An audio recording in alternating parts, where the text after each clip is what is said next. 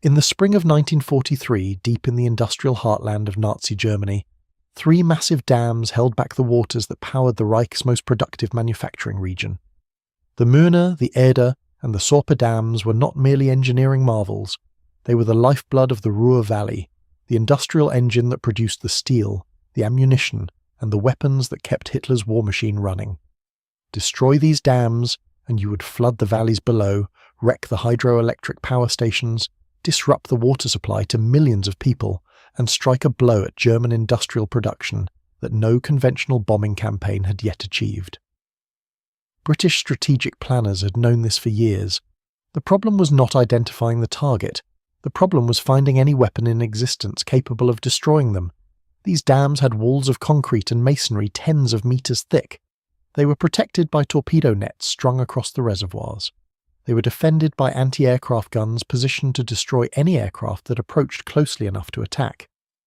Every conventional method of attack had been studied and rejected as either impossible or hopelessly inadequate.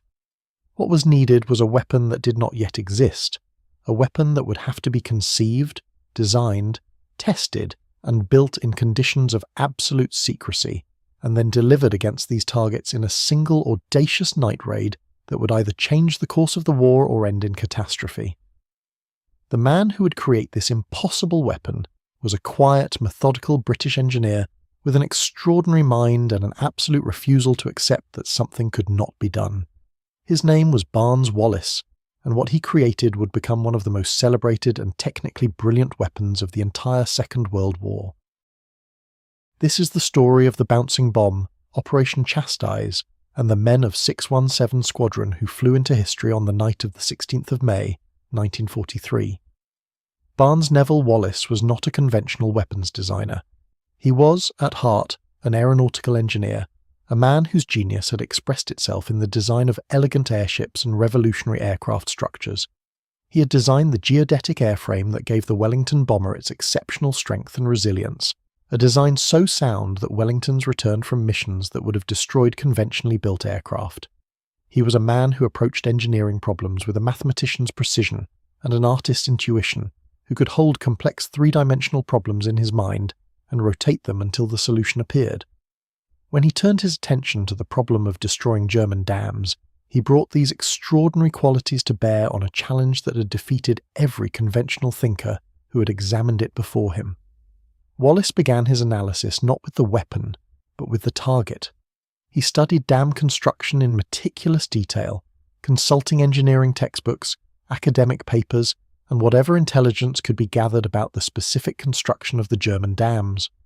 What he found was both encouraging and problematic. The dams were massive structures, but their strength was not uniform. The greatest stress in a dam wall occurred not at its surface but at its base, where the enormous weight of water above created pressures that the concrete had to resist. If an explosion could be detonated at the base of the dam wall, rather than against its face, the hydraulic pressure of the water would amplify the force dramatically. A charge that would barely scratch the dam's face if detonated above water could, if placed against the wall at its base, create shock waves powerful enough to fracture the concrete at its most vulnerable point. This insight was the key to everything that followed.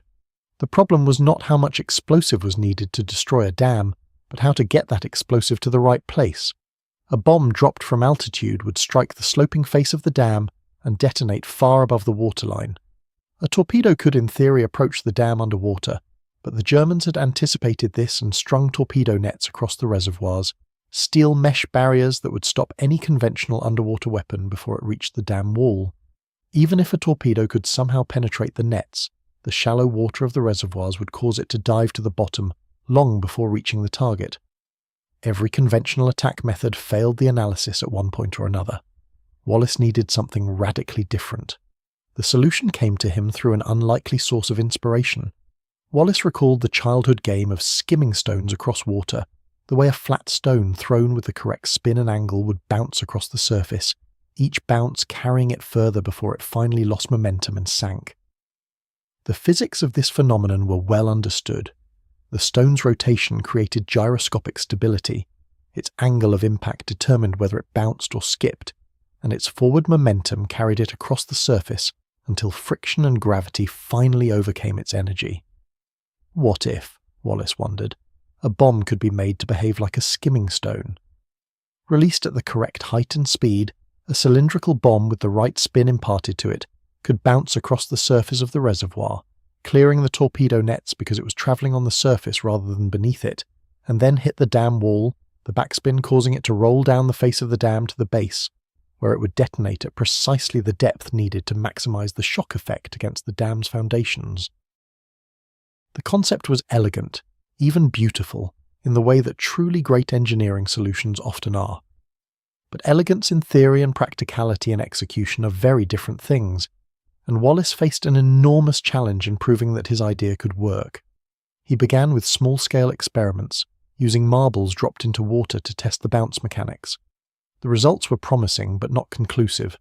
He moved to larger tests, using spherical prototypes dropped from aircraft over water at Chesil Beach in Dorset, where the long shingle bank and open water provided a suitable testing ground. Some of these early tests were successful, some were failures, and all of them generated data that Wallace used to refine his calculations. The critical insight that emerged from these tests was that the shape of the weapon mattered enormously. A sphere was not the optimal shape for consistent bouncing behaviour. Wallace experimented with cylindrical forms, which proved to offer more predictable bounce characteristics. He also determined that the backspin was absolutely critical. Without rotation, the weapon would either skip unpredictably or sink prematurely. With the correct backspin, applied before release, the weapon would bounce consistently across the water's surface, and, crucially, when it struck the dam wall, the backspin would cause it to hug the wall and sink to the base rather than bouncing away. This was not merely a clever trick but a precise mechanical solution to the problem of delivering an explosive charge to exactly the right location against an underwater dam foundation.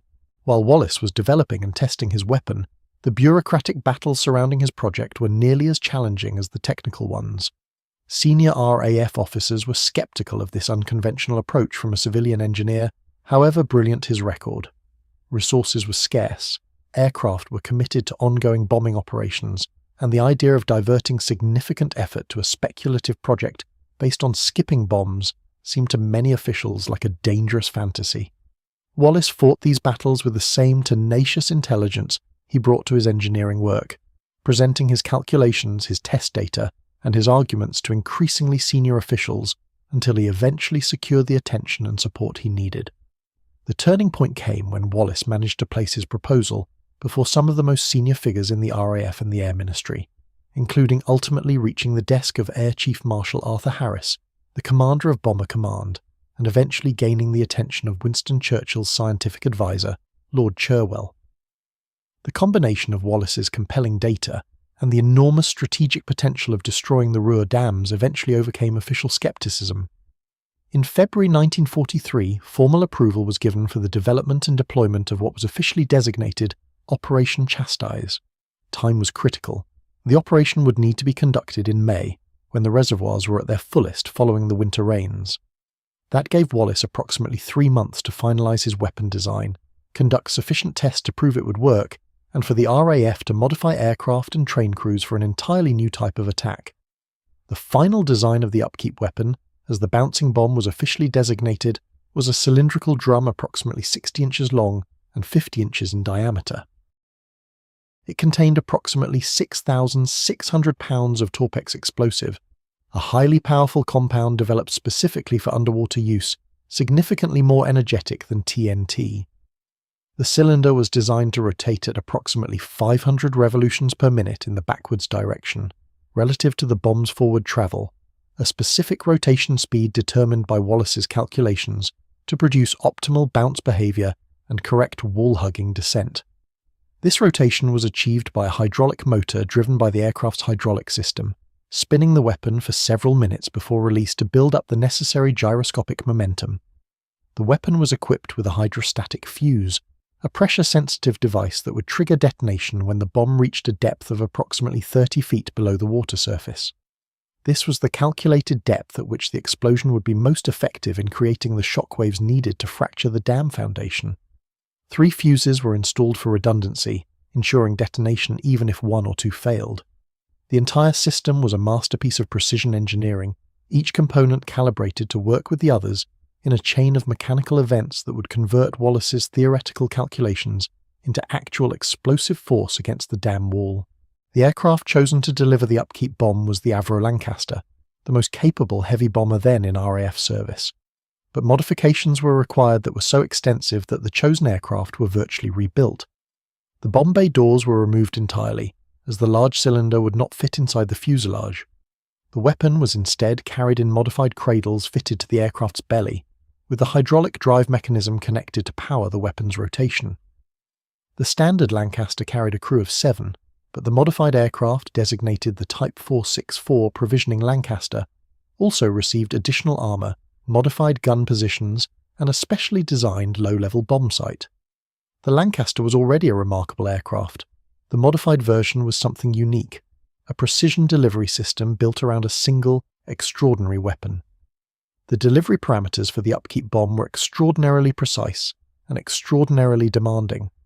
The aircraft had to approach the dam at exactly 60 feet above the water surface, not 55 feet, not 65 feet, but exactly 60. It had to be travelling at exactly 220 miles per hour. It had to release the bomb at exactly the correct distance from the dam wall, approximately 450 yards. Any significant deviation from these parameters would result in failure. Too high, and the bomb would break up on impact with the water. Too low, and it might hit the surface before developing proper bounce mechanics. Too fast or too slow, and the trajectory calculations would be wrong. Flying at 60 feet above dark water at night, at high speed, under anti-aircraft fire, while maintaining the precise course needed for weapon delivery, represented a level of precision flying that pushed the absolute limits of what was humanly possible. The solution to the altitude problem was characteristically ingenious. 2 spotlights were fitted to each Lancaster, one in the nose and one in the tail, angled downward so that their beams converged at a point exactly 60 feet below the aircraft. The pilot and bomb aimer could see these spots of light on the water surface and adjust altitude until the 2 spots merged into one, indicating exactly 60 feet. This elegant optical system turned an otherwise impossible precision requirement into something achievable by a trained crew, though still demanding extraordinary skill and concentration. The distance to the target was measured by another improvised but effective tool, a wooden triangular sight with 2 notches, held up by the bomb aimer so that the 2 towers of the Möhne dam appeared in the notches simultaneously, indicating the correct release point. The men chosen to fly Operation Chasties were formed into a new unit, 617 Squadron, assembled specifically for this mission. The squadron's commanding officer was Wing Commander Guy Gibson, one of the most experienced and decorated bomber pilots in the RAF, a man who had completed over 170 combat missions, and whose leadership qualities were as exceptional as his flying skills. Gibson was given free choice in selecting his crews from across Bomber Command, and he chose men who combined exceptional flying ability with the particular qualities of steadiness and precision that this unique mission would require. The crews knew they were being trained for something special, but the exact nature of the target was kept secret until very close to the operation itself. Training for Operation Chastise was intense and conducted under conditions of extreme secrecy. The crews practiced low-level flying over water at night, developing the skills needed to maintain 60 feet above a dark surface while navigating at high speed. They flew practice missions over British reservoirs, including the Derwent Reservoir in Derbyshire, which had similar characteristics to the German targets. They trained with dummy versions of the upkeep weapon, learning the precise timing and technique of the delivery run. Gibson worked to build his squadron into a cohesive unit, understanding that the operation would require not just individual skill, but coordinated action across multiple aircraft attacking in carefully planned sequences. Meanwhile, the testing of the actual upkeep weapon continued at a frantic pace. Test drops over water showed that the bounce mechanics worked broadly as Wallace had calculated, but there were problems to solve. Early cylindrical weapons broke up on impact with the water at certain speeds, requiring modifications to the weapon's construction. The rotation speed needed to be carefully calibrated to produce consistent bounce behaviour. Wallace worked through these problems methodically, modifying designs, running calculations, and conducting further tests until he was satisfied that the weapon would perform as required. The pressure of the approaching operational deadline, with May approaching rapidly and no margin for slippage, added urgency to every decision.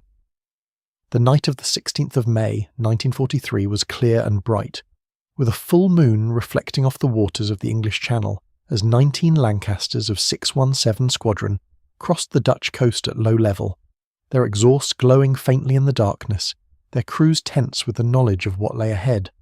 The force was divided into 3 waves, each assigned specific targets.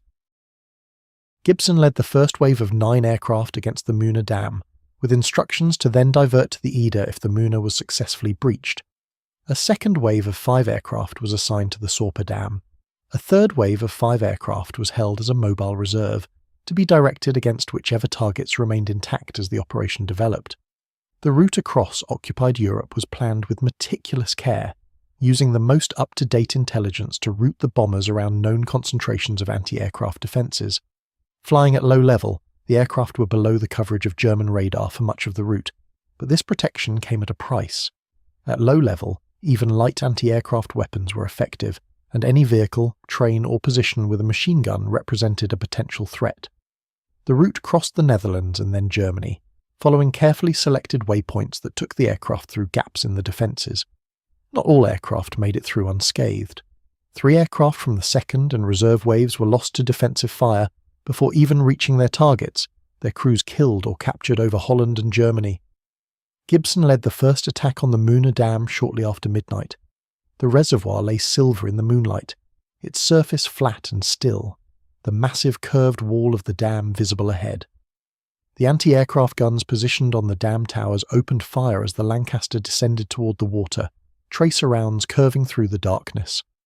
Gibson flew his approach with extraordinary steadiness, his bomb aimer watching the converging spotlights on the water, his navigator calling out the distance to the target, his gunners firing back at the gun positions on the dam towers in an attempt to suppress the fire. At the precise moment, the upkeep bomb was released, already spinning at 500 revolutions per minute. The crew felt the aircraft lift as 6,600 pounds of spinning cylinder fell away beneath them.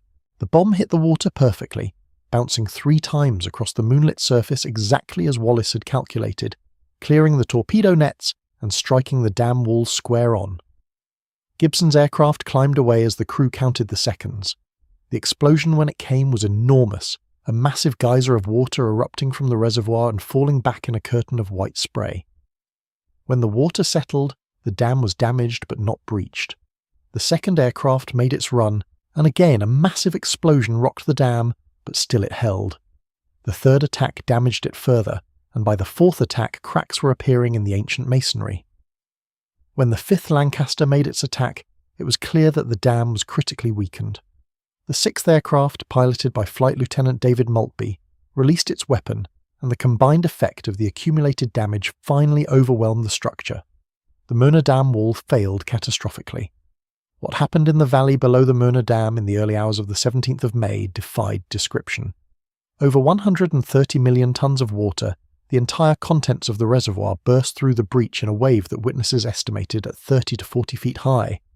The wall of water roared down the valley at speeds that survivors described as terrifyingly fast, destroying everything in its path. Villages, bridges, roads, railway lines, factories and power stations were swept away or damaged beyond repair. Floodwaters reached as far as the Rhine, 60 miles away. The hydroelectric power stations that had drawn their energy from the dam's reservoir were destroyed. Water and power supplies for the industrial heartland of Germany's war production were severely disrupted. Gibson reformed his remaining aircraft and led them toward the Eder Dam, 90 miles to the southeast. The Eder presented even greater navigational challenges. It lay in a narrow valley flanked by steep hills, requiring the attacking aircraft to descend sharply from hills just before the reservoir and then climb steeply again immediately after releasing their weapons. The approach was so demanding that several aircraft had to make multiple runs before achieving the correct alignment. The German High Command had considered the Eder Dam so difficult to attack that it had not even bothered to position anti-aircraft defences there, a decision they would soon bitterly regret. After several attacks by the remaining aircraft, the Eder Dam too was breached, releasing a second catastrophic flood into the valleys below. The attack on the Sorpe Dam, assigned to the second wave, was less successful. The Sorpe was an earth-filled dam, constructed on different principles from the Möhne and Eder, and the bouncing bomb was far less effective against this type of construction. Only 2 aircraft of the second wave reached the Sorpe, the others having been lost or turned back by damage and navigation problems. Their bombs damaged the dam's crest but failed to breach it. Reserve wave aircraft were diverted to the Sorpe and to alternative targets, but the Sorpe remained intact. This partial failure would have strategic consequences. The Sorpe held another vast reservoir, and its survival meant that the German industrial region retained more water resources than the attack planners had hoped to eliminate. Of the 19 Lancasters that had set out the previous evening, only 11 returned to RAF Scampton. 8 aircraft and 53 crew members had been lost, killed over the target areas, or in the long, dangerous flight across occupied Europe. The losses represented a casualty rate of over 40%, devastating even by the grim standards of Bomber Command's strategic offensive. Among the dead were some of the most experienced and skilled aircrew in the RAF. The human cost of Operation Chastise was severe, and the men of 617 Squadron who survived returned to find friends and comrades missing from the breakfast table, their empty seats a brutal reminder of what success had cost. The immediate physical damage caused by the breaching of the Möhne and Eder dams was enormous and well documented. 11 factories were destroyed, and a further 114 were damaged. 25 road and railway bridges were swept away. Hundreds of miles of roads and railway lines were disrupted. Electrical power to the industrial Ruhr was severely affected. Water supplies were disrupted for weeks. In human terms, the floods killed approximately 1,600 people, the majority of them forced labourers from various occupied countries who were housed in camps in the river valleys. A tragic and morally complex aspect of the raid's legacy that has been the subject of significant historical discussion. The German response to the breaches was immediate and massive. Albert Speer, the Reich's armaments minister, rushed to the Möhne Dam within hours of the attack and recognised immediately that repairing the damage was a critical national priority. He mobilised the organisation TOT, Germany's forced labour construction organisation, directing workers and materials from across the Reich to the repair effort. Remarkably, the Germans succeeded in rebuilding both the Möhne and Eder dams before the winter floods, restoring their reservoirs to operational capacity within months. Speer later wrote that this rapid repair limited the long-term industrial damage of the raid, though the short-term disruption had been severe. The strategic significance of Operation Chastise has been debated by historians ever since. Those who emphasise its importance point to the enormous immediate disruption caused by the floods, the psychological blow to German morale, and the resources Germany was forced to divert to repair and to reinforcing its dam defences. Those who question its significance note that the rapid German repair work limited long-term industrial damage, that the Sorpe Dam's survival prevented the complete disruption of the Ruhr water supply, and that the loss of experienced crews was a heavy price. The truth, as with most historical questions, lies somewhere between these positions. Operation Chastise did not win the war or even significantly shorten it, but it demonstrated convincingly that precision attacks on specific industrial targets could cause disproportionate disruption, and it provided an enormous morale boost to the British public and its allies at a crucial moment in the war. Barnes-Wallis himself was deeply affected by the losses suffered by 617 Squadron. He had known theoretically that the operation would be dangerous, but the reality of 53 young men dead was devastating to a man of his conscience and humanity. He reportedly wept when told of the casualties, and struggled to reconcile his pride in the weapon's technical achievement with his grief for those who had died delivering it. This humanity in a man of such exceptional technical intelligence is perhaps the most compelling aspect of his character. He was not merely a brilliant engineer, but a man who felt the weight of the consequences of his work. Guy Gibson received the Victoria Cross for his leadership of Operation Chastise, and the other surviving members of 617 Squadron received a total of 33 decorations, the highest concentration of awards for a single operation in RAF history. Gibson himself was killed in action the following year, flying on another operation, a loss that robbed the RAF of one of its finest officers. The members of 617 Squadron who survived went on to conduct other precision operations for the rest of the war, the squadron becoming synonymous with difficult and demanding missions requiring exceptional skill. They earned the nickname the Dam Busters, a name that has resonated through history as a symbol of British courage, ingenuity, and determination. The technical legacy of Barnes-Wallis and the bouncing bomb extended far beyond Operation Chastise. Wallace continued to develop innovative weapons throughout the war, including the Tallboy and Grand Slam earthquake bombs, massive deep-penetrating weapons that used his understanding of explosive shock waves to destroy hardened targets like submarine pens and viaducts. These weapons, delivered by 617 Squadron in the final years of the war, achieved effects that conventional bombing could not match. They represented a consistent philosophy that understanding the physics of destruction and engineering weapons to exploit specific vulnerabilities could achieve results far beyond what brute force approaches could manage. The upkeep weapon itself was a one-off design, tailored precisely to the specific problem of attacking the Ruhr dams. After Operation Chastise, the dams were provided with additional defences that made repeat attacks impractical, and no further operational use of the bouncing bomb was planned. The principles it demonstrated, however, influenced subsequent weapon design. The use of backspin to create predictable trajectory behaviour, the exploitation of underwater shock waves for maximum structural damage, and the development of precision delivery techniques for specific targets all became part of the vocabulary of weapons engineering.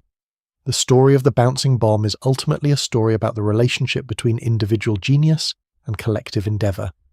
Barnes-Wallis conceived the idea, developed the theory, and fought the bureaucratic battles to bring it to reality. But he could not have succeeded without the engineers who built the weapons and the aircraft, the scientists who conducted the tests, the RAF officers who organised the training, the navigators who planned the routes, and above all the aircrew who flew into the defended valleys of the Ruhr in the moonlit darkness and delivered the weapons with the precision that Wallace's calculations required.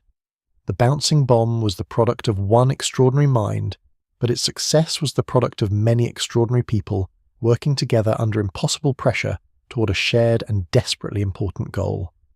Today, the story of Operation Chastise is one of the most familiar of the Second World War, immortalised in the 1955 film The Dam Busters, in countless books and documentaries, and in the public memory of Britain and the Commonwealth.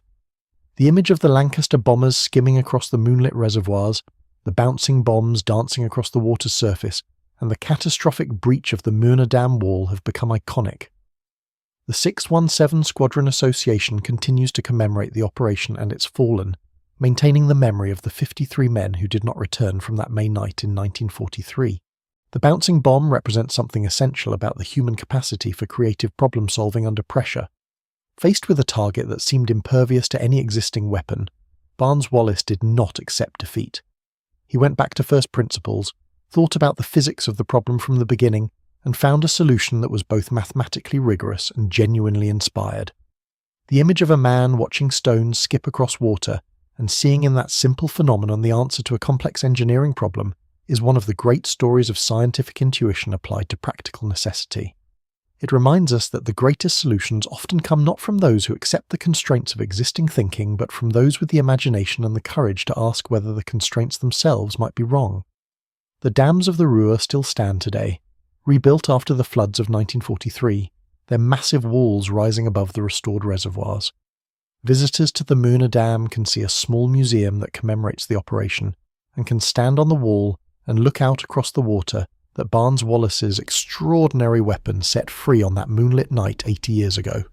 Standing there, it is possible to imagine the sound of approaching Lancasters, the flash of spotlights on the water surface, and the moment when a spinning cylinder of explosive left an aircraft's belly and began its bouncing journey toward a date with history.